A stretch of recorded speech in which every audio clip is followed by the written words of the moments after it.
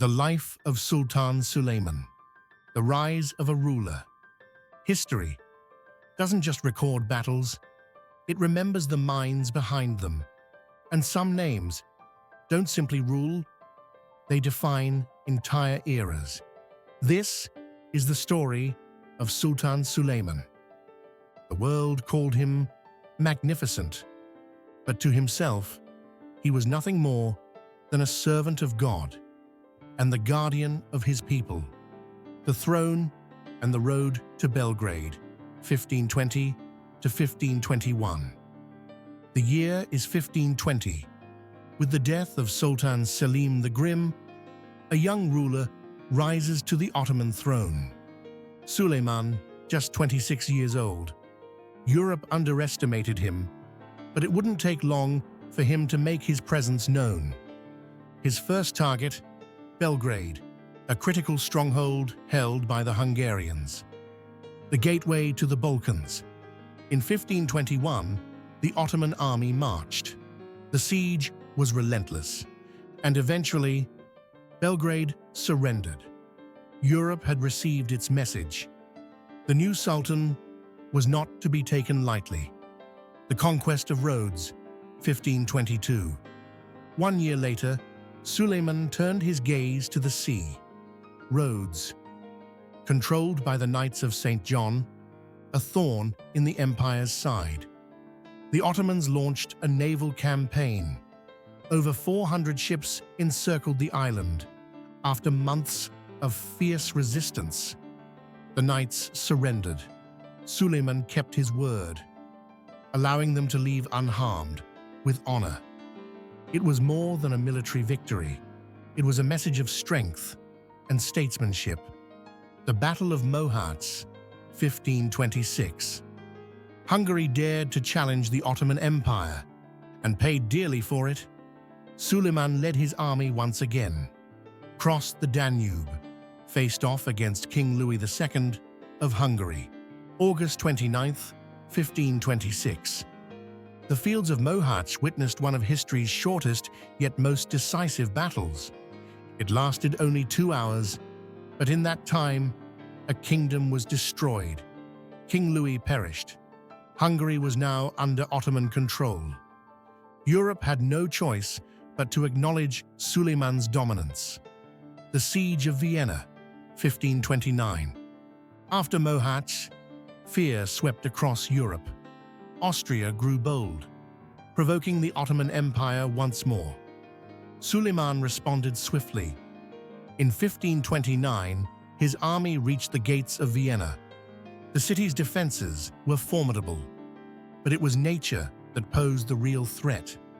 Heavy rains turned roads to mud. Siege cannons stalled. The army withdrew, but the point was clear. If I choose to come, I will reach Vienna. This was no retreat. It was a demonstration of power. Dominance at sea, the age of Barbaros, 1533 to 1541. Suleiman ruled not just by land, but by sea. In 1533, he appointed Barbaros Hayreddin as Grand Admiral of the Ottoman fleet. What followed was a transformation of the Mediterranean. In 1538, at the Battle of Preveza, Barbaros crushed the Holy League's navy. Venice, Genoa, even the Papal States.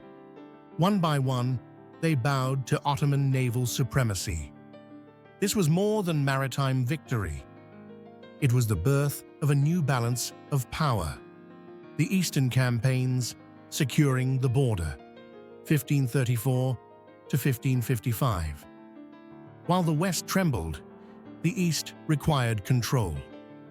In 1534, Suleiman marched toward Persia. The Safavids were the rival. Tabriz fell, then Baghdad. But conquest wasn't the only goal. Suleiman restored roads, mosques, schools, and bridges. By 1555, the Treaty of Amasya was signed, the first formal peace between the Ottomans and Safavids. The East was now stable, and that meant the West could be pushed even further. Zigitvar, the final campaign, 1566. In 1566, Suleiman was in the 46th year of his reign, and at the age of 70, he marched one last time. Target: Zigitvar Fortress, a final bulwark of Habsburg resistance. The siege was fierce. The Ottomans closed in. Victory was within reach. But in his tent, quietly, Suleiman passed away. Grand Vizier Sokolu Mehmed Pasha concealed the death. He ensured the soldiers kept fighting. Zigitvar fell. Victory was declared. And then, the truth was revealed. Our Sultan has seen his final victory and returned to his lord, architect of an era. 46 years on the throne, 13 major campaigns, an empire stretching over 7 million square kilometers. But what made Suleiman magnificent was not only the land he conquered, it was the order he built. He wrote the laws, he enforced justice, he invested in education, architecture, and civilization. The Suleymaniye Mosque wasn't just a structure, it was his soul in stone. Suleiman left this world silently, but his name still echoes through the centuries.